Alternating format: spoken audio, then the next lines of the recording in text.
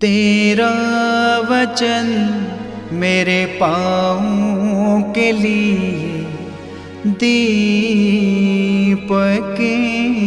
है और मेरे मार्ग का उजियाला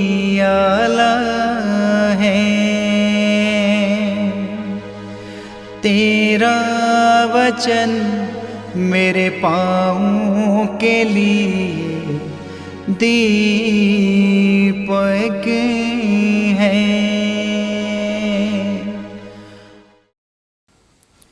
14 जून पहला पाठ।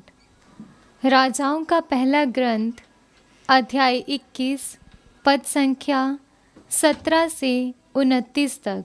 इसके बाद तिशाबी एलिया को प्रभु की वाणी ये कहते हुए सुनाई पड़ी, समारिया में रहने वाले इस्राएल के राजा आहाब से मिलने जाओ। वे नाबोत की दाखबारी में हैं। वे उसे अपने अधिकार में करने के लिए वहाँ गया है। उससे कहो, प्रभु ये कहता है, क्या तुम नाबोत की हत्या करने के बाद उसकी विरासत अपने अधिकार में करने आए हो? इसके बाद उससे कहो, प्रभु ये कहता है, यहाँ कुत्तों ने नाबोत का रक्त चाटा, वहाँ वे तुम्हारा भी रक्त चाटेंगे। आहाब ने एलिया से कहा, मेरे शत्रु, क्या तुम फिर मेरे पास आ गए? उसने उत्तर दिया, मैं फिर आया हूँ, क्योंकि जो काम प्रभु की दृष्टि में बुरा है तुमने वही करने का निश्चय किया है। इसलिए मैं तुम पर विपत्ति ढाऊंगा और तुम्हें मिटा दूंगा। आहाब के घराने में जितने पुरुष हैं, मैं इस्राएल में से उन सब का अस्तित्व समाप्त कर दूंगा, चाहे वे दास हों, चाहे वे स्वतंत्र।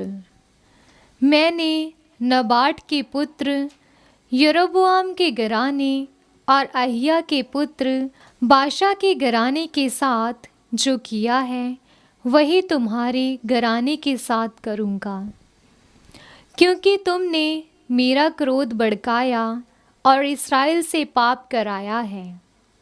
इजेबेल के विषय में प्रभु ये कहता है, यिज्रेल की चार दीवारी के पास कुत्ते इजेबेल को खाएंगे।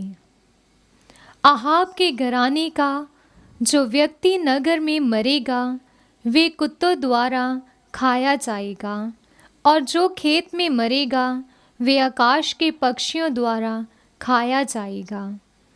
आहाब की तरह कभी कोई नहीं हुआ, जिसने जो काम प्रभु की दृष्टि में बुरा किया है उसे ही करने का निश्चय किया हो, क्योंकि उसकी पत्नी इजेबेल ने उसे बहकाया था।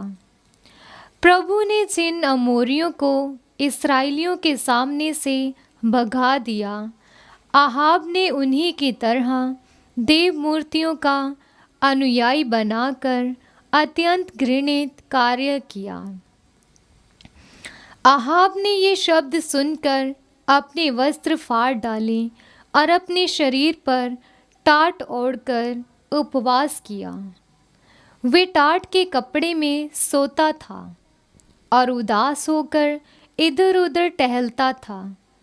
तब प्रभु की वाणी तिशाबी एलिया को ये कहते हुए सुनाई पड़ी, क्या तुमने देखा है कि आहाब ने किस तरह अपने को मेरे सामने दीन बना लिया है?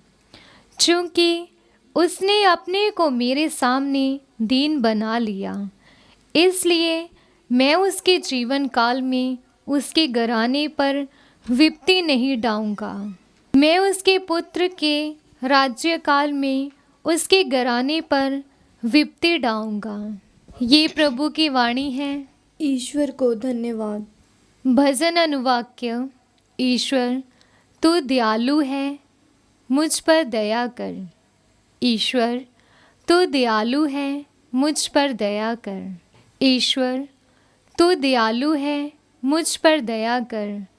तू दया सागर है, मेरा अपराध क्षमा कर। मेरी दुष्टता पूर्ण रूप से धो डाल, मुझ पापी को शुद्ध कर। अनुवाक्य। ईश्वर तू दयालु है, मुझ पर दया कर। मैं अपना अपराध स्वीकार करता हूँ। मेरा पाप निरंतर मेरे सामने है। मैंने तेरे विरुद्ध पाप किया है। मैंने वही किया जो तेरी दृष्टि में बुरा है। अनुवाक्य। ईश्वर तू दयालु है, मुझ पर दया कर।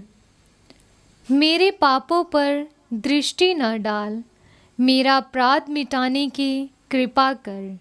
ईश्वर तू मेरे मुक्तिदाता, मेरा उद्धार कर और मैं तेरी भलाई का बखान करूँगा। अनुवाक्य। ईश्वर तू दयालु है, मुझ पर दया कर। जय घोष। हालेलुया। अनुवाक्य। हालेलुया। प्रभु ने कहा, मैं तुम लोगों को एक नई आज्ञा देता हूँ, तुम एक दूसरे को प्यार करो, जिस प्रकार मैंने तुम लोगों को प्यार किया। अनुवाक्य। हालेलुया। संत मत्ती द्वारा रचित सुसमाचार अध्याय 5 पद संख्या 43 से 48 तक। तुम लोगों ने सुना है कि कहा गया है, अपने पड़ोसी से प्रेम करो और अपने बैरी से बैर। परंतु मैं तुमसे कहता हूँ, अपने शत्रुओं से प्रेम करो और जो तुम पर अत्याचार करते हैं उनके लिए प्रार्थना करो। इससे तुम अपने स्वर्गिक पिता की संतान बन जाओगे, क्योंकि वह भले और बुरे दोनों पर अपना सूर्य उगाता तथा धर्मी और अधर्मी दोनों पर पानी बरसाता है। यदि तुम उन्हीं से प्रेम करते हो जो तुमसे प्रेम करते हैं, तो पुरस्कार का दावा कैसे कर सकते हो? क्या नाकेदार भी ऐसा नहीं करते? और यदि तुम अपने भाइयों को ही नमस्कार करते हो, तो क्या बड़ा काम करते हो? क्या गैर यहूदी भी ऐसा नहीं करते? इसलिए तुम पूर्ण बनो, जैसे तुम्हारा स्वर्गिक पिता पूर्ण है। यह प्रभु का पवित्र सुसमाचार है। क्रिस्त की जय।